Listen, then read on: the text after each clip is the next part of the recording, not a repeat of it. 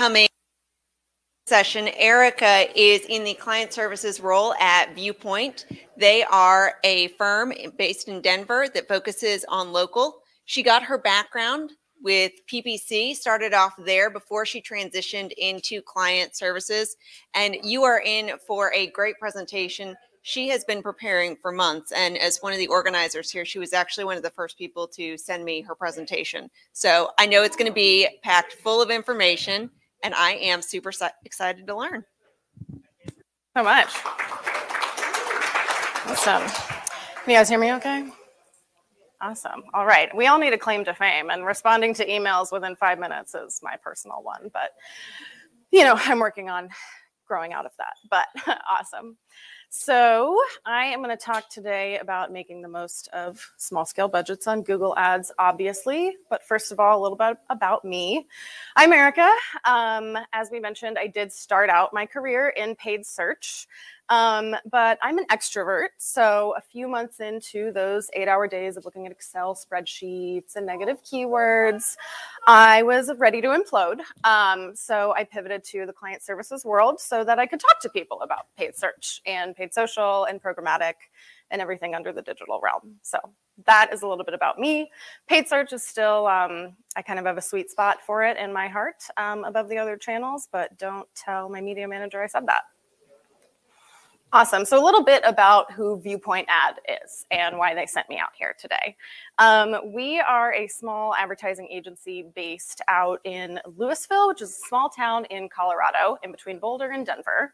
And so we do more in Colorado than just hike and go ski. We do digital services. So we are a couple of things. We are primarily a digital services agency. So we offer all of the marketing services that probably are coming to mind: paid search, paid social, SEO, organic social, blog content, a lot of the very foundational tactics that a lot of clients really need help with. We also consider ourselves somewhat of an expert in local. I actually started out my career working on Sephora and OpenTable, which was extremely fun and extremely stressful, and I had a great taste for those national clients. But I have found that working with local clients is extremely satisfying and extremely rewarding, and we like to take clients and help them win in their local space. And then we can take that client, let's say a dentist out in Louisville, Colorado, where we live, and we can take the learnings about what works for his office and grow a dentist here in Richardson, Texas. Because even though that dentist is in Colorado, what we know about their audience and how that works is going to perform in another audience as well. And then we also are somewhat of a publisher. We like to put out short, helpful articles for people about new things in paid search. We just put out an article about GA4 because that, if you're wincing when you hear that, like me, because you just don't know about it yet and you're scared of it, we just put out an article about that, what to expect with Performance Max. Those campaigns just shifted over. So, or, you know, light reading. If you can't fall asleep at night, you can read about the latest digital marketing service news. All right, so going back to that dentist office I talked about earlier, if you think about someone like a dental office somewhere like Richardson, they want to get more patients in the door out of Richardson and maybe the Dallas area, but that's probably it. Their budget is not going to be expansive. Paid search is a really strong tactic for people with smaller budgets and clients utilizing a little bit of a smaller media spend, because paid search is a tool where someone has already raised their hand that they are in your network. And so it's imperative to capture them when they have raised their hand. So how can we help that dentist and his small budget actually be successful on Google Ads? We've had a lot of clients who have said, I've ran in the past and I didn't see any results, and then they're hesitant to run in the future. That's bad. We've had clients who ran paid search for months and they got a crap ton of leads, but they don't know how any of them performed. That's bad too. Going into a couple of the key takeaways from today and just some of the really important foundational tips to help advertisers be successful on Google Ads would be setting the foundation. Raise your hand in here if you live in a house. Cool. How many of you would have moved into that house if they literally never poured the foundation? Nobody. We got one. We're willing to risk it over here. But We believe that the foundation of a paid search campaign is so, so important before you even start sending any media dollars anywhere. To have a really cleanly set up foundational campaign to start from is extremely important. More on that later. We're also going to talk about landing pages, because I've been in the paid search game for a while, and I don't think landing pages are talked about enough. We talk a lot about paid search ads, ad copy, ad extensions, assets, now they're called, but we don't talk enough about the landing pages that we're sending them to. We don't want to lose someone after that click because we worked really hard to get that click. So we're going to talk about the landing page that you're sending them to and why it's just as important as the rest of your ad. And then how to make your reporting work for you. Reporting is not just to send out to your client once a week or once a month. Reporting can work for you, whether it be Google Alerts, that's a version of reporting, setting up your own benchmarks to compare against, to hold yourself accountable to. So making your reporting do some of the heavy lifting for you. Awesome. So starting off with the fact that foundation is key. I got a little cut off on the side, but I don't think there's any really important content in the 10% on the right over there. So setting the foundation is key for paid search campaigns. Part of that is setting those objectives ahead of time, because once you've started sending media dollars to a campaign, your canoe is already going down the river and it's really hard to steer. So it's really important to set clear objectives ahead of time. That starts with understanding what your client's primary KPIs are. I know that sounds so simple, but it's such an important topic to hammer down really early on before launching any campaigns. What are some examples of KPIs that you guys work with for your clients? Form fills, phone calls, sales, lead gen. Yep, totally.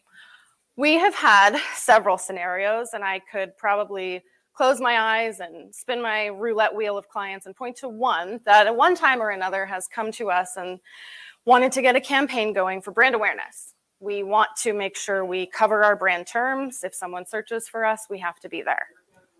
Got it. We can do that on Google Ads for sure. We get it launched. We're going 1 quarter in. We get an email. Where are our leads? I'm sure many of you have found yourself in the same situation. It's very important to hammer in those primary KPIs ahead of time. If you and your client both know that you're going for brand coverage and brand coverage only, those conversations moving forward and the expectations of what's going to come out of those campaigns is a much smoother relationship on both sides.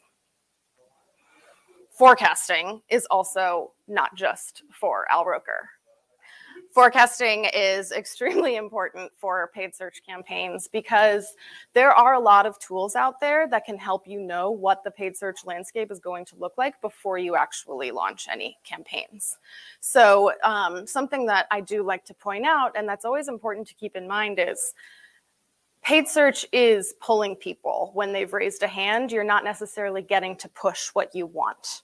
So just because the client has identified a certain product as, this is our hot product right now, we got to sell this product, you cannot make people search for it. So forecasting is really important. You can use Google keyword forecasting to look at historical trends, search volume, and everything like that to know ahead of time, what is the landscape going to look like? You can look at just Richardson, Texas, and look at terms like emergency dental near me, if it's that dentist that we were talking about earlier, and you can see low, medium, or high competition and the search volume for those terms. Because, you know, Dr. Eric might have identified that whitening is what he wants to focus on right now. Everyone needs to get their teeth whitened. It's the hottest thing at Richardson Dentistry.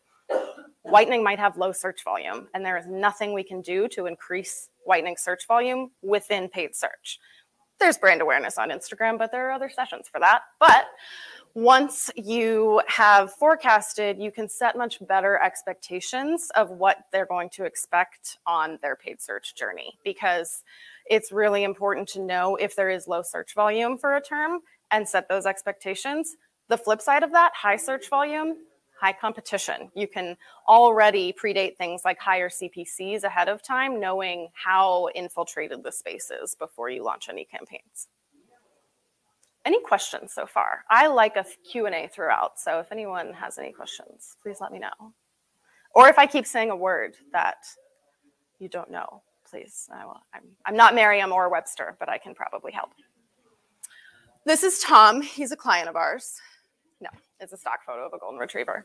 But this is a metaphor that I got from a mentor of mine that I like to steal. And that is that, like Google Ads and the other platforms, Facebook, Instagram, they're much like a golden retriever. Well-trained, good dog, you throw a ball, fetch it, bring it back to you. They're awesome at it. It's what they do. It's what they want to do all day long. Google wants to go get you leads. Google wants to go find your keywords. However, you can only throw one ball and it can only bring one ball back to you at the same time. You introduce another ball and it's another campaign, which is another budget.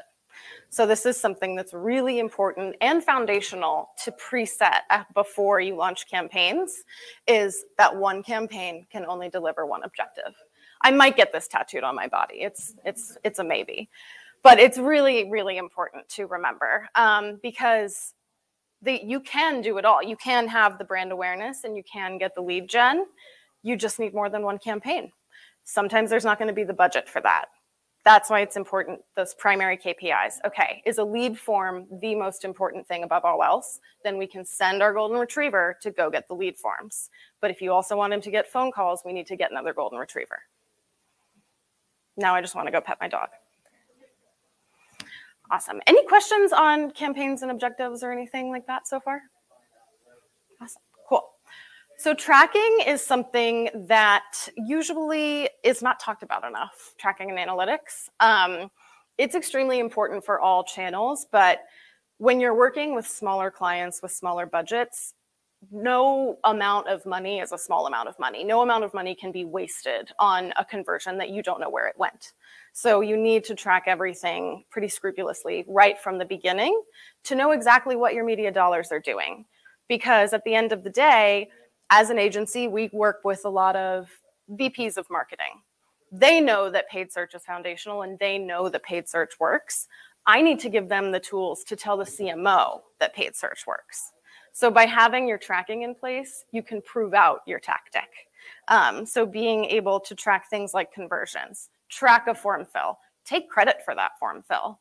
We've had clients come to us and are leaving maybe a previous agency because they weren't happy with reporting or they weren't reporting well on conversions.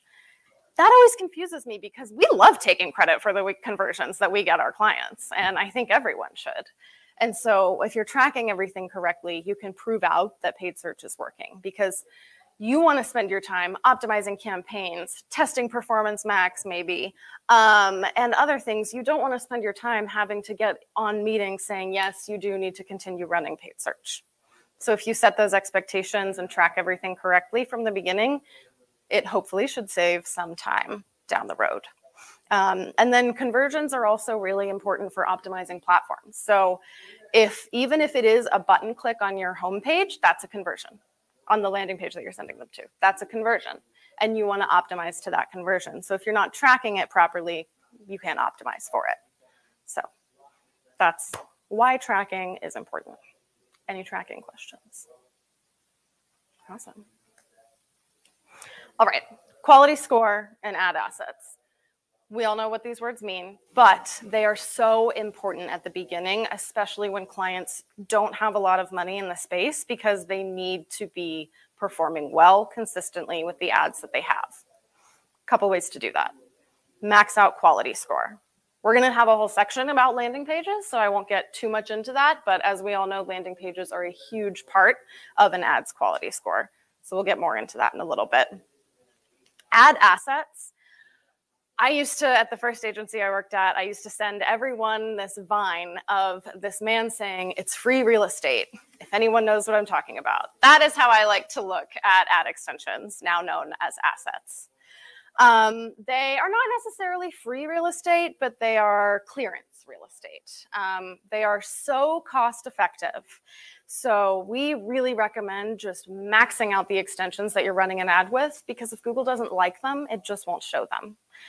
It will show as many as right for mobile and as many as right for desktop. So you want to make sure that you have the full option for both of them and give Google options to play with, because the more copy and the more assets that you provide Google, it's still like a golden retriever. The more fun it'll have and the more it can play with. And so maxing out your ad assets, call out extensions.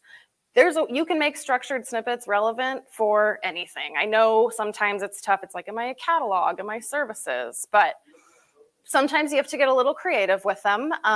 But site links, image extensions are out of beta now. And we have found that image extensions are extremely powerful because, as we know, Google search or Bing or any search platform is not a visual first medium. So if you are running a dental office and you have a striking photo of a before and after of a smile and other dentists have no images, that's going to send you so much more traffic because it's giving them something visual to engage with. So maxing out image extensions is something that we have really liked playing with for our clients, and we have not seen anything but positive impact from image extensions. Awesome. All right, really important, budgeting for your campaigns, since this is about making the most of small-scale budgets. Something that is always hard to explain, and patience is not a quality that I would consider a strong one in myself, and so I totally understand this. Time is money. After you launch a campaign, and especially when it's a small budget, you have to give it time to collect learnings, not just to properly exit the learning phase, but even beyond that. Because when you're working with a small budget or a small number of clicks, you need to gather more data to be able to actually see the story of what's going on in your campaigns. It can be really tempting. Day 4 of the campaign, this keyword is performing so well, I'm going to break it out. Don't do it yet. You got to wait. If it's performing well, that could just be because 6 out of 8 people liked it that day, but that's not really that much. Tomorrow, it could tank. So it's better to wait and give your campaigns time. Setting those expectations with the client is very difficult. That's why it's good to talk about this at the beginning when you're setting those KPIs and when you're forecasting search volume. We like to even just let them know how long Google's learning period is, and then also let them know that we recommend an additional 2 weeks on top of that before making any changes to the campaigns. So, 2 weeks. Yeah, nice vacation, basically. A good month after launching is a really good yardstick or rule of thumb. Yeah, it's kind of like a house plant. You really just got to water it and give it love and let it grow. Great question, thank you. And then additionally, determining a cost per action is really important because that ties really closely to your daily budget. You need to be able to drive at least 1 action per day, or you're not going to be able to drive any in a day with your campaign's daily budget. So determining how much you're willing to pay for that lead form or phone call ahead of time will help you have a good idea of daily budgets. This is more for when you're ongoing and optimizing the campaigns for small budgets. Again, cost per lead during that first month might be really high. Google is learning. The first month is always going to be tumultuous and a little bit volatile. There are occasionally those campaigns that just take off like a rocket, and those are unicorns, and they're lovely and good for them.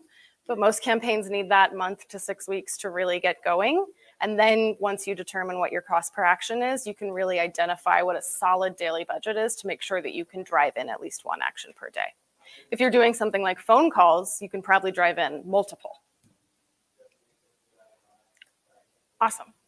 So that was pretty much it on the foundational pieces. But I talked a little bit about landing pages earlier because, like I said, I believe that where you're sending an ad is equally, if not more, hot take, important than the ad itself.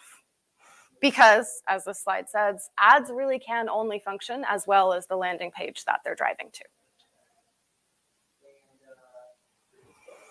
Another metaphor. A well set up landing page should fetch your leads for you, like our golden retriever friend. A landing page should be something that is so easy for the user to click to call, fill out the form fill, or go to that button that you want them to go to, because searchers online are lazy. They are. They don't want to spend a long time looking for something, and they've already type something into Google, decided that your ad is the ad they want to click on. You've only got a little bit of time left. So you want to make sure that your landing page engages them with what they are. Part of that is making sure that you are matching the messaging in your ad with the messaging on your landing page. This will also help your RSA, responsive search ad score, because the more keywords in your RSAs and the more ad copy that's incorporated on your landing page, the healthier and the better performing your ad is, and the better Google is going to like it, and the more they're going to show it. So having a landing page that does the heavy lifting for you is really important. You don't want them to have to scroll a few times to get to the form. You don't want them to have to look around for the phone number. Making it really, really clear and making it so they almost can't resist filling out that form fill or clicking on that phone call is really important, because you've put a lot of time and client money into running these ads. And so you don't want to lose people right when you've just got things going. So how many of you work with the web team for your clients or for your business? Awesome. I love that, because it is really important. Landing pages can be optimized just as frequently as ad copy, because it's always changing and you can always learn what people are engaging with. You can take away fields from your form fill if people aren't coming in. You can add fields if you're getting unqualified leads. That's all on the landing page. So optimizing your landing page as frequently as your keywords and copy is really important, because, like I said, you worked hard to get them there and you want to keep them. I talked about some of this, but yeah, that message matching, you want it to just be a seamless experience between the keyword, the ad, and the landing page. Now, again, the client may have a different idea, or you as a business owner might even have a different idea of what your number one priority that you want to get out there right now is. That's what your regular homepage is for, and your service pages are for. Landing pages set up specifically for ads for primary KPIs need to match the ad experience. We have clients where there's different pages for different campaigns. That's something that can see really great success, because the more you can match your landing page to your keywords and ad copy, the better experience and the higher conversion rates you're going to see. I said, things like making users scroll down, click too many buttons, and they will drop off. The easier it is for them to just jump through that hoop right away, and the more responses that you're going to see come in. I talked a little bit about forms, but we have seen the more fields you add to a form, the less willing people are to submit that form. It's really crazy what a matter of like milliseconds of someone's attention can win and lose in the paid search world. Awesome. Any questions on landing pages? Cool. All right. So reporting isn't just for the client. It's awesome for the client and it's integral for the client, but it is also for your paid media team. Things like alerts, benchmarks, goals, budget alerting are huge.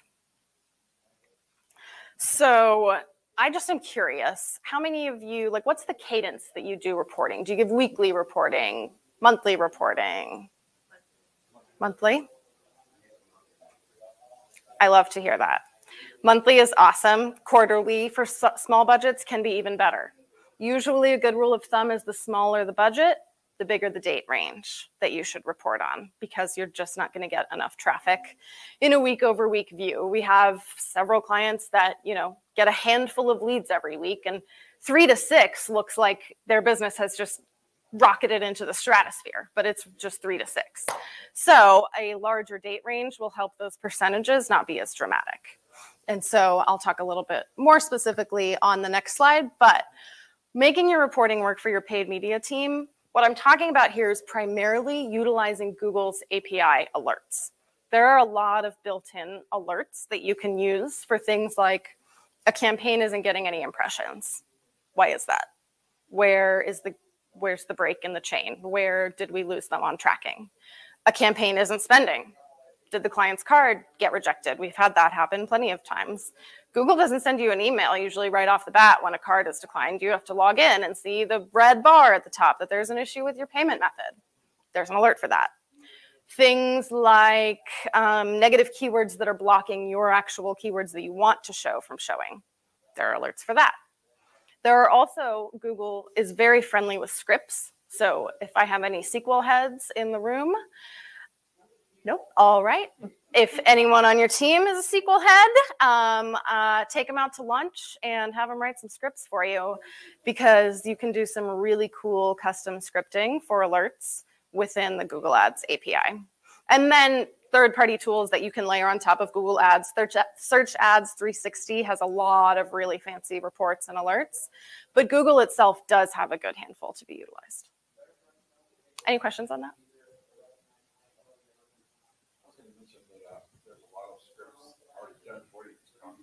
Yep. They do. Yes, that's a great resource. Search Engine Land, you can literally copy and paste the SQL into Google for things like budget alerts, impression alerts, and everything like that. I also, if you are like a team of one working on a client, the Google Ads app is actually available in the App Store, and it's pretty cool. And you can then get alerts on your phone as well. You can have them set up to Slack you. All of this to say is, when you're working with a $1,700 a month budget, $5 is a pretty good chunk of that, and you can't afford to miss that. So you need to know in real time when there's an issue in your campaign, and by setting up alerts, you can know when something is happening within your campaigns and fix it right away. Because the Walmarts and the Targets of the world, they can have an ad go dark for a few hours, but Dr. Eric, the dentist, cannot.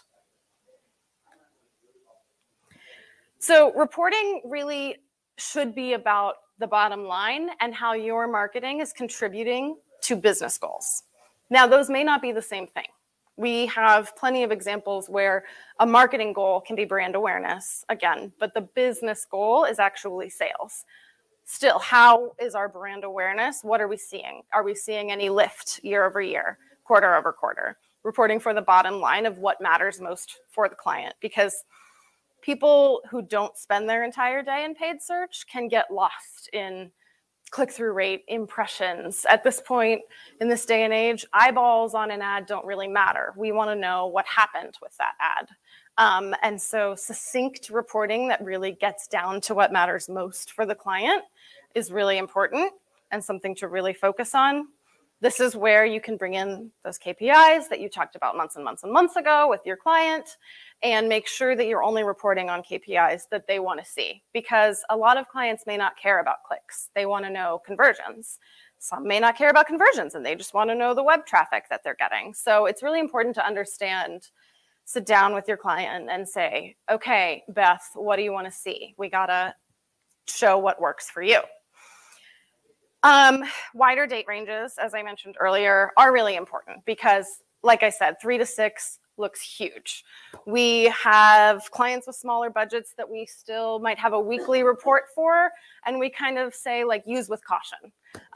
It can be sort of a compass, but weekly reporting really should never be the standard, especially when clients have a smaller budget. You want to look at a month or a quarter, and then once you've maintained year and year over year benchmarking against yourself is really important, because when you're dealing with smaller budgets, you just need more data to be able to actually see the whole picture, because you can kind of get spooked by a boogeyman that's just week over week metrics.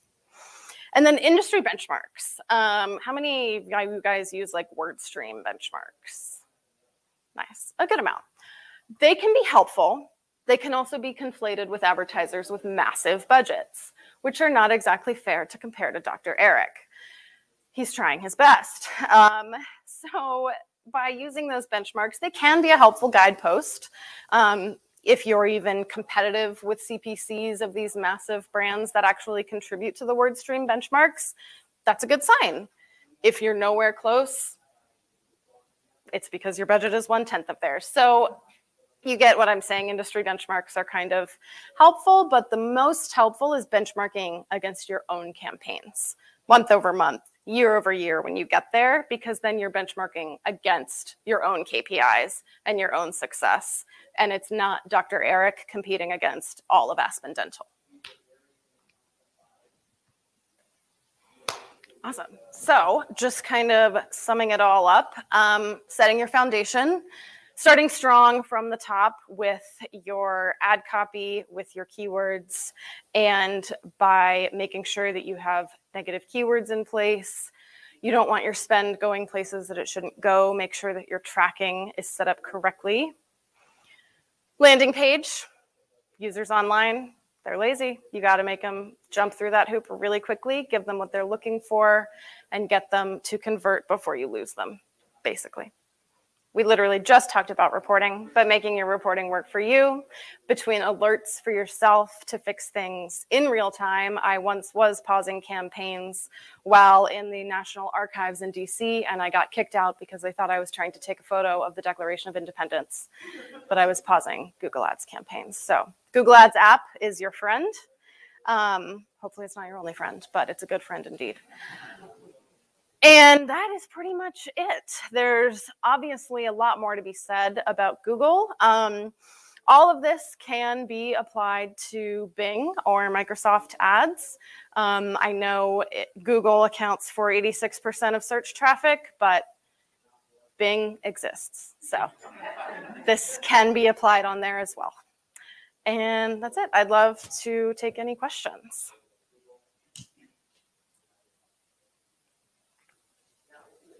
One more round of applause.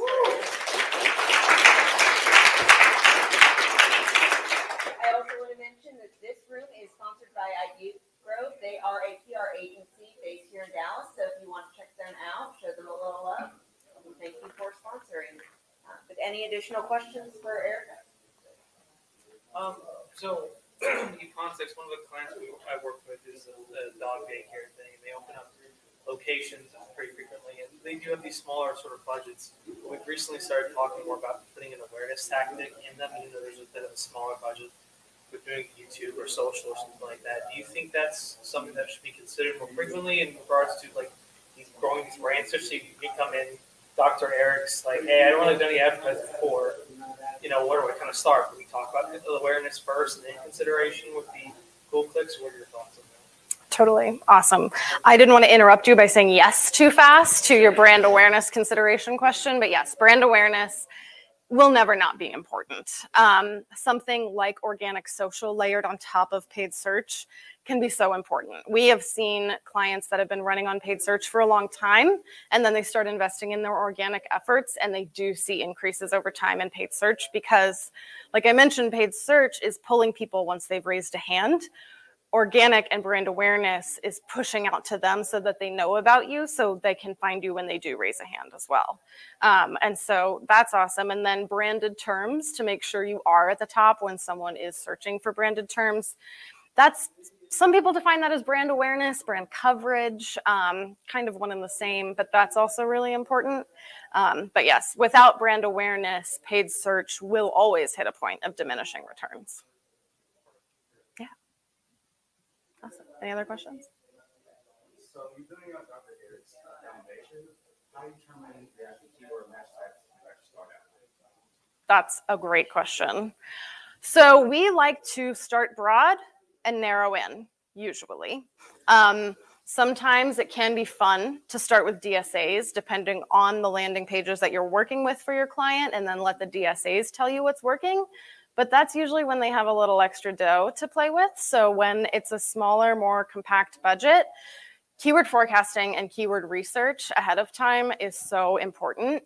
And then also plugging your website into the keyword planner and letting Google tell you what you're ranking for is a very important tool, because you might be ranking on search for keywords that you didn't even know you were killing it on. And so letting Google crawl your site within the keyword planner ahead of time will let you know. And then depending on the competition level, you can play around with, okay, I think I'm going to go exact match for my brand terms because I feel confident about those, but I don't really know everyone's intent yet on the non-brand side. So we're going to go broad for non-brand, see what's performing. About a month in, bring them over to exact match. Does that help answer your question? Thank you. Any other questions? Yes. Is there ever a budget that's too small where you say it's just not worth your time? That's a really, really good question. Yes. However, I don't have a cut and clear answer for you because it depends on the industry, region, and competition level. You can see something as small as like an $800 budget, $800 a month budget work for a client if they're focused on specific keywords in a small area and don't have a lot of competition. That same budget might not work if you just change the city. Same level of competition, just a different place. So you really, again, I know I keep talking about forecasting, and I considered going to meteorology school, but I didn't. But it really is important to look at things like forecasting and keyword volume, because if you're seeing high keyword volume, there's going to be higher CPCs, and it is going to cost more to own those terms.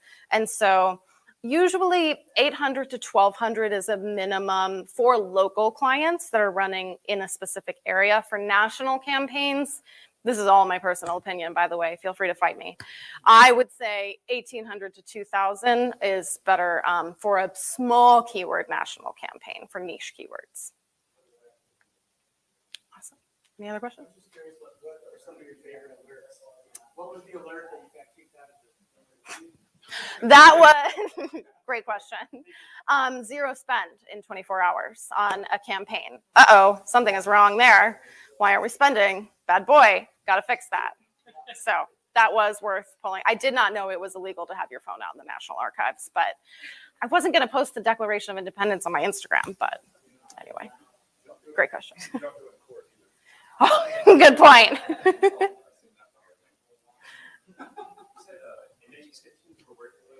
Yes. Totally. This is really random, but a tip, we have found that square images perform really well for image extensions because it kind of mimics what someone would see basically on Instagram. And it's turning paid search into kind of more social of a platform. So square images, we usually run like 4 to 6 images at a time, see what's top performing, take out the 2 bottom 2 and put in 2 new ones. We recommend looking at things like that, image extensions, ad copy, on about a quarterly basis because you don't want to pause a keyword or change out an ad too quick because it might actually perform really well and it just needed a little bit more time to show you that. So when you're removing things or changing things, we usually look at about a quarterly level.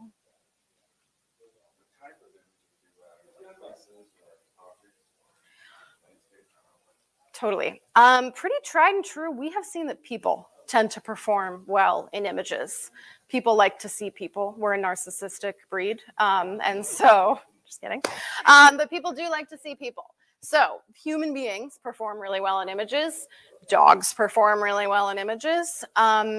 Basically, the more striking, the more contrast, because it is small. It's just a little square on the search results page. So you don't want a family reunion photo of 50 people where you're not going to be able to see what any of them look like. A more kind of broad, like a yacht or a specific meal on a plate, like something that is identifiable and that someone can see exactly what they're getting. Less complex. You cannot have like a logo or text on the image, so you can't do things like a CTA in the image on an image extension. So it really is just kind of the simpler the better when it comes to image extensions, and then just test because all of this changes every single day, and what I'm telling you right now might not be true tomorrow. So just throw 5 to 7 in there and let Google tell you what's kicking ass. Sorry. Yes. Price extensions. I know with some of the estimates, sometimes it works better because we have a lower price in the area. Also, just test it in areas where they even have higher prices, just for like the transparency effect. Like, how do you feel about price extensions? Price extensions, to your point, if you have the best prices in the area, they are a huge selling point for clients, and especially it provides a level of transparency that users really like to see, to not have to click into the ad to show the price. So it automatically positions you as a very honest brand, and you're giving them all the information they need right away. That can work to and from your detriment, because if your prices are higher than what a user is comfortable paying, you may wish that you hadn't shown them your price right away, take them to your snazzy landing page, and the price won't matter as much. So I know that's not a helpful answer, but it really does depend on how competitive their prices are in the industry. And for larger ticket priced items, like we work with a company that charters yachts, I'm not going to do a $7,500 price extension because people don't want to see that. But if you, for like an overnight at the dog boarding, that's probably a competitive and compelling price extension to throw on. Awesome, good question. All right. You talk about like brand versus non-brand. Obviously, you know, clients that are like, I don't know what brand it is, I'm going to get those people like, right? What is your opinion on brand and how you try to convince a client that it's not necessarily just about, oh, I'm right person or I'm brand, organically, I don't know. That is a great question. I have arm wrestled many a client over bidding on their own brand terms. Many will see it as fruitless, and some you may never change their mind. But there will be a competitor that will bid on their brand terms if they are not doing it, no matter the space. Someone will identify, oh, this brand is not bidding on their own brand terms. That's easy. That's an easy win for someone else. So what might seem like an insignificant loss for your client could be a huge win for their competitor. So when they are able to continually own their brand terms, it's really important. And you can consistently use exact match to own your own brand terms, unless your company name, we have a client where the actual company name could be considered a non-brand term. And so we run it as an exact match, and then we have variants based on intent in our non-brand campaign. And so making sure that you own your brand terms, it's a hard fight to fight, and a lot of clients are extremely resistant. You don't want to be having that conversation when they've hit the point of diminishing returns because they haven't been owning their brand terms. It is better and it's more cost efficient. We all know the old, it's easier, it costs less to keep a current client than to get a new client. It costs less to always own your brand terms than lose them and have to get them back. Sorry. What are your thoughts on bidding on competitor terms and talking to clients about? So I personally think conquesting is really fun on paid search.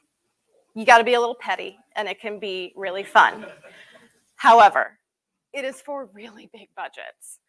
Conquesting is for the Sephoras of the world who are going to conquest Ulta because their return and their ROAS from all of their other campaigns is so high that they just have testing budget now.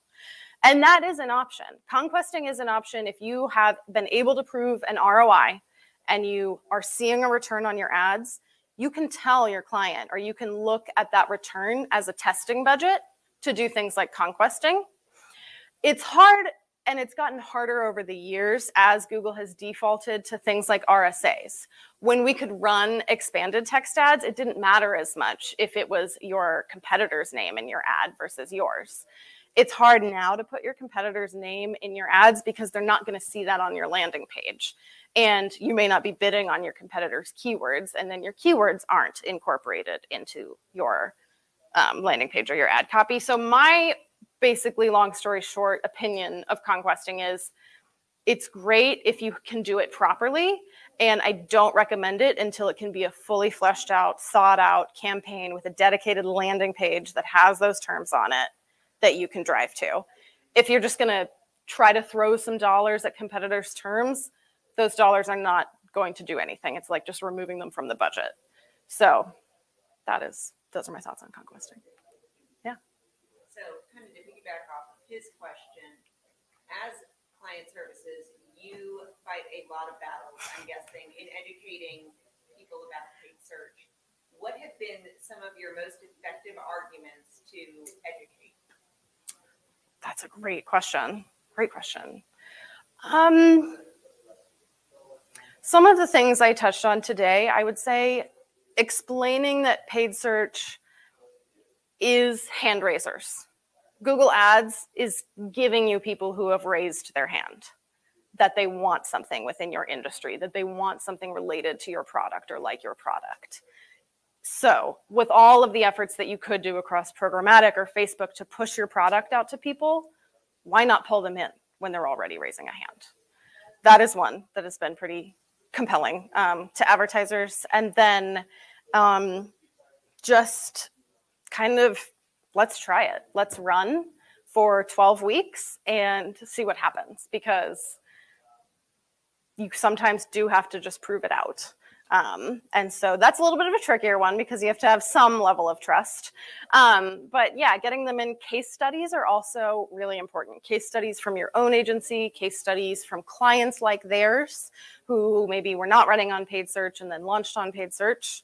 There are things that you can look at to see how much their competitors are spending on paid search, like SpyFu and Ahrefs. You can try to creep on budgets, and that's a great. One thing clients don't want to hear about are their competitors and how well their competitors are doing. And so if you point out that these are tactics are things that their competitors are doing, that usually can push them in a direction or so. Awesome. Any other questions? All right. Thank you guys so much.